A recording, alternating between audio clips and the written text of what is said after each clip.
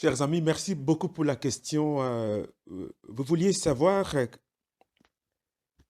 comment les démons se manifestent actuellement. Je comprends votre crainte, et je comprends votre réaction, André, parce que, comme tu l'as bien dit, dans votre culture ici en Europe, euh, quand on parle de démons, vous ne comprenez pas grand-chose. Mais je reviens je crois que euh, Madame, qui est la psychologue parmi nous, comprendra ce que je suis en train de dire et si je me contredis, elle pourra expliquer clairement ce que je viens de dire. D'abord, il faut comprendre que le langage des démons, il y a un langage qu'on appelle un langage mythologique et un langage qu'on appelle un langage scientifique. Nous sommes dans une culture où on applique beaucoup plus le langage scientifique. Le langage mythologique a été beaucoup plus remplacé par le langage scientifique. Et il convient de signaler aussi que la psychologie, ce n'est pas une ancienne, ce n'est pas une vieille science. Ce n'est pas une science au Moyen Âge. Au Moyen Âge, on ne connaissait pas la psychologie, on ne connaissait pas tout ça. On devrait mettre les mots sur des situations, et ce sont des situations qui étaient des situations concrètes. Voilà. Et dans la notion des complexes, il y a aussi ce qu'on appelle la projection. La projection est un transfert inconscient, c'est-à-dire non perçu et non prémédité d'une disposition subjective de l'âme sur un objet extérieur. Donc quelque chose qui est à moi et que je projette sur un objet extérieur. Donc, il arrive des fois que nous transférons sur l'autre nos désirs et nos passions propres et nous ne distinguons plus sa propre réalité. Et parfois, nous nous laissons dipper par nos propres projections et sommes dominés par elles. Il y a des projections à nous-mêmes, nous nous projetons d'abord sur nous-mêmes, certaines choses, et nous nous laissons dipper par cela. Alors, les anciens ont pu décrire cela comme ce qu'on appelle la tromperie du démon. Vous comprenez? Donc, la même façon dont en psychologie, on interprète,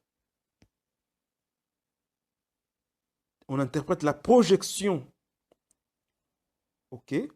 Et de la même façon, en spiritualité, on, on réfléchit sur l'action démoniaque sur une personne. Donc, la projection sont une sorte de traits d'un homme pervers qui lancerait sur nous et qui nous rendrait malades. Vous comprenez? Quelqu'un de l'extérieur à nous qui lancerait quelque chose sur nous et qui nous rendrait malades. C'est la même façon avec l'action démoniaque. C'est comme ça qu'il y a ces parallélismes. Donc, maintenant, revenons maintenant sur ce qu'on appelle les complexes. Les complexes, ce sont comme des parties dans notre psychisme. C'est comme ça que la psychologie interprète les choses. Je crois que madame est d'accord avec moi. Donc, les complexes interfèrent avec les intentions de la volonté et perturbent, au fait, l'activité consciente et provoquent parfois des troubles de mémoire. Et il y a des fois un blocage du flux. Et il y a aussi d'associations d'images, il y a aussi des choses qui apparaissent et disparaissent selon leurs propres lois. Les complexes peuvent obséder temporairement la conscience. La conscience est possédée par un complexe ou influencer la parole ou par, l'action par une voie inconsciente. Bref, les complexes se comportent comme des êtres indépendants en fait. C'est ça ce qui... Donc c'est comme dans le psychisme, les complexes sont comme des êtres indépendants à nous. Et là, Ça devient très intéressant. Donc, et chaque complexe a ce qu'on appelle une forte charge affective qui se révèle parfois incompatible avec l'état de conscience habituel. Vous comprenez comment la psychologie interprète les choses. Mais en réalité, c'est complexe à nous. Quand on parle des possessions, on décrit exactement l'emprise du complexe. Vous comprenez? On décrit exactement l'emprise du complexe. Là, il faut que je puisse bien éclairer ça.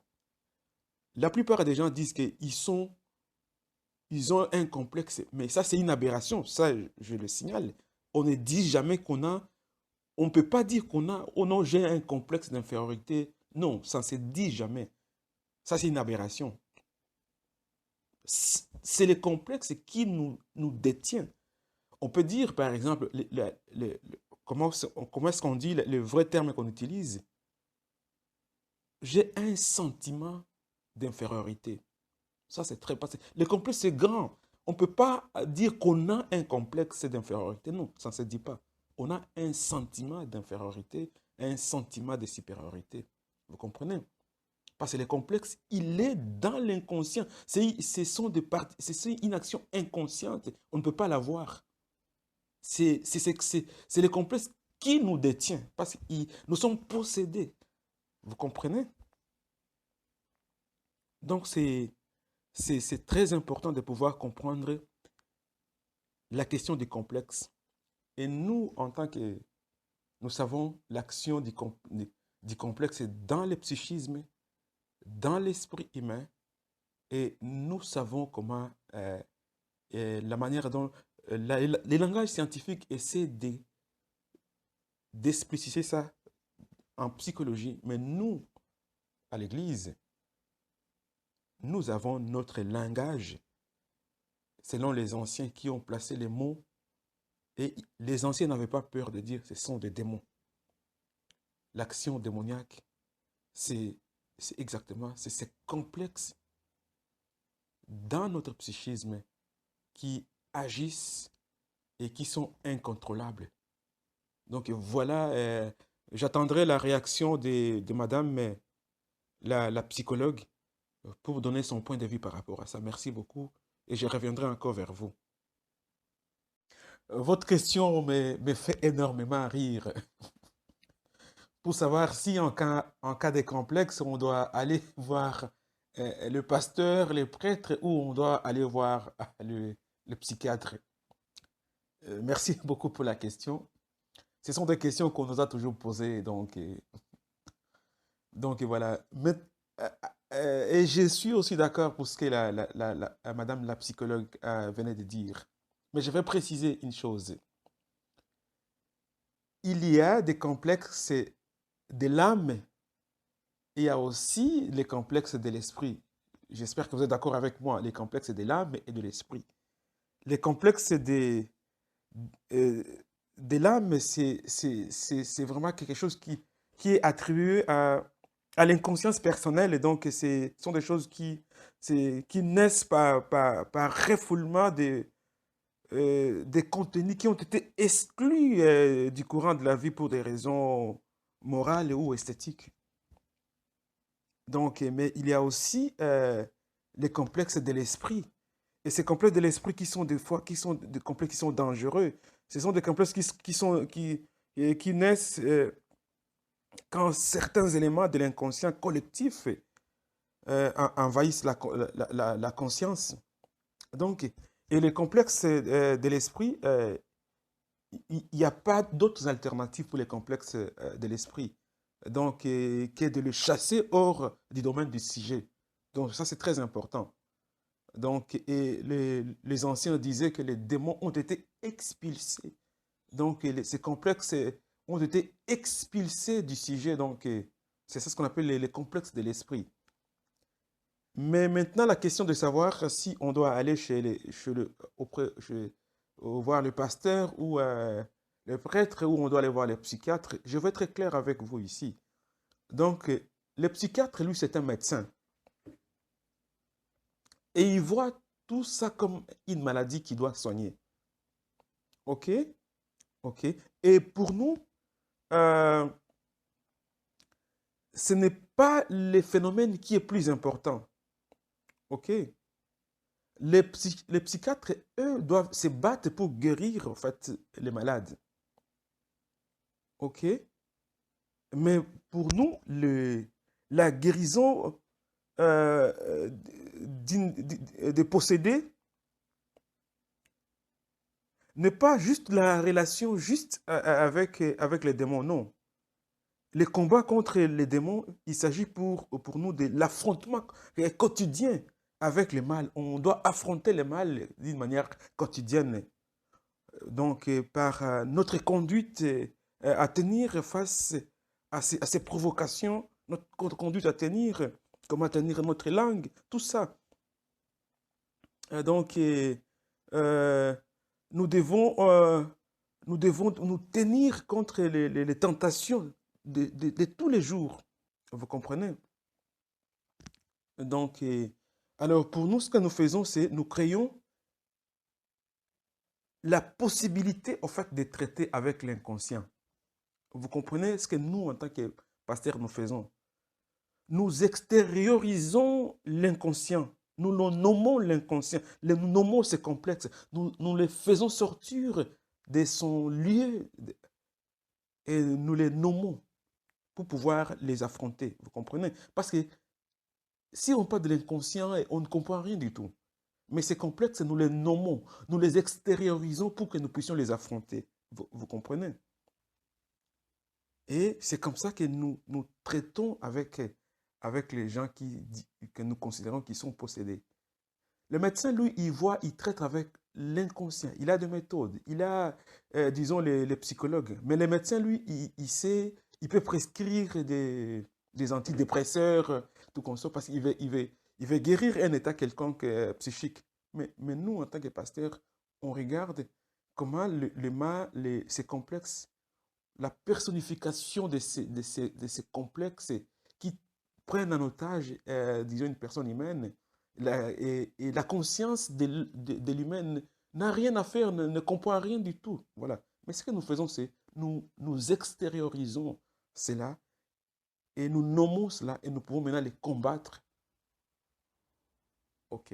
C'est ça ce que le pasteur fait. C'est ça ce que l'exorciste fait. C'est ça ce que la délivrance, c'est ça, en fait. C'est ça dans la délivrance.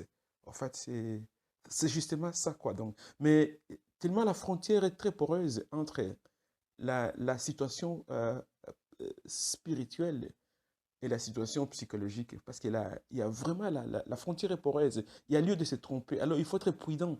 Il faut être attentif. Donc, il faut vraiment être, il ne faut pas se précipiter. Il faut méditer là-dessus. Il faut beaucoup de discernement pour comprendre, disons, que l'être humain, tu peux rencontrer quelqu'un qui a des perturbations sur le plan neuronal, qui va poser des actes comme si quelqu'un qui était possédé. Donc, alors il faut bien comprendre, la personne est partie à l'hôpital, on a fait des scanners, est-ce qu'on a trouvé des, euh, des liaisons qui ne sont pas correctes dans le cerveau au niveau neuronal qui peuvent pousser ces dégradations neuronales, qui peuvent pousser à certaines réactions. Dès lors que les psychiatres a pu faire des examens et puis il n'a rien trouvé. Dès lors que le psychologue il a essayé d'utiliser toutes les méthodes possibles, il n'a rien trouvé. Et qu'est-ce que le pasteur ou l'exorciste, le pasteur qui s'applique à la délivrance, qu'est-ce qu'il fait? Lui, il va extérioriser ces phénomènes et il va les nommer et il va chercher à les combattre. Et c'est comme ça. Et il ne le fait pas par des simples paroles, il le fait par la foi, pas par son pouvoir même. Il le fait par le pouvoir qui lui est conféré par le Saint-Esprit et l'autorité qui lui est conférée au nom de Jésus-Christ. Ce sont les deux pouvoirs que le pasteur utilise pour pouvoir affronter cela. Mais je signale bien que l'affrontement est quotidien. Affronter les mal quotidiennement, affronter ces tentations quotidiennement et ainsi de suite. Donc, merci beaucoup. Je ne sais pas si vous avez d'autres questions. Donc, j'ai bien compris la réaction du frère qui venait de parler il y a quelques instants. Mais nous sommes ici dans cette conférence téléphonique. Il y a des croyants, des non-croyants. Donc, nous, tu me reproches que je n'utilise pas le verset biblique. Mais je signale bien que nous sommes ici dans un groupe mélangé. Il y a des croyants, des non-croyants. Pour moi, c'est inutile que je puisse aller voir dans Corinthiens, dans Romains. Pourtant, il y a des gens qui ne comprennent rien du tout de ça, qui ne savent même pas c'est quoi. Et en plus de ça, il faut bien souligner que euh, je ne suis pas bibliste. Vous comprenez? Donc, je suis théologien systématicien. Donc, euh, dans ma réflexion, j'utilise la Bible, l'anthropologie, la sociologie, la philosophie, la psychologie. J'associe tous ces domaines pour pouvoir répondre à un questionnement, disons, quelconque. Donc, vous comprenez. Donc, si j'étais dans la prédication à l'église, là, j'utiliserais des versets bibliques parce que je suis à l'église. Mais ici, nous ne sommes pas à l'église et j'espère que vous me comprenez très bien. Mais si je reviens à ta question, je voulais signaler tout simplement que c'est toujours la réaction de l'homme qui est déterminante dans la lutte contre la question démoniaque ou la question de savoir comment les démons nous influencent. Et dans cette influence, c'est notre réaction qui est la plus déterminante. Si nos réactions sont passionnées, c'est que nous nous laissons influencer par un démon. Si nous regardons les choses à la lumière de notre propre convoitise ou de notre propre mouvement des passions, nous nous projetons sur les choses. Alors, les démons se servent d'elles pour agir sur nous. Ils nous trompent avec elles et les utilisent pour nous tenir. Si au contraire, nous considérons dans la lumière de Dieu choses et événements extérieurs comme des objets ou des événements que Dieu nous envoie, qui nous destinent et nous imposent, tout alors peut servir pour notre salut. Mais il faut bien comprendre la chose. Donc, les démons utilisent essentiellement les combats des pensées. Les pensées sont en fait des images que l'intellect se forge à partir des objets du monde extérieur.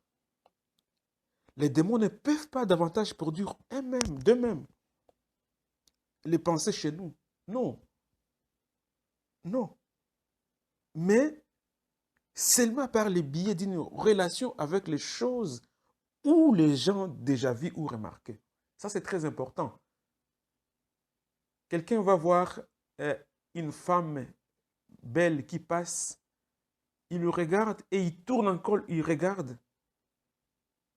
Ça crée en lui certaines pensées. Vous comprenez ce que je dis là? C'est très important.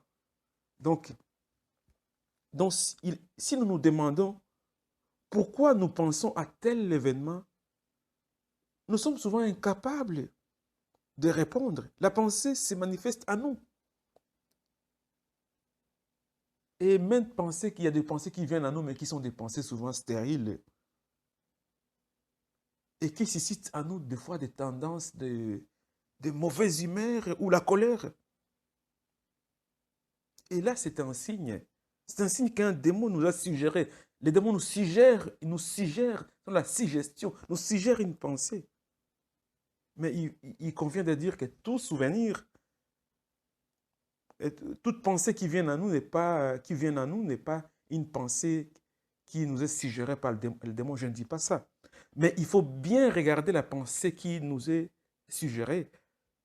Donc, si par exemple, ce sont des souvenirs qui charrient avec la colère ou la convoitise excessive, donc les pensées peuvent influencer l'humeur et toute attitude, notre attitude.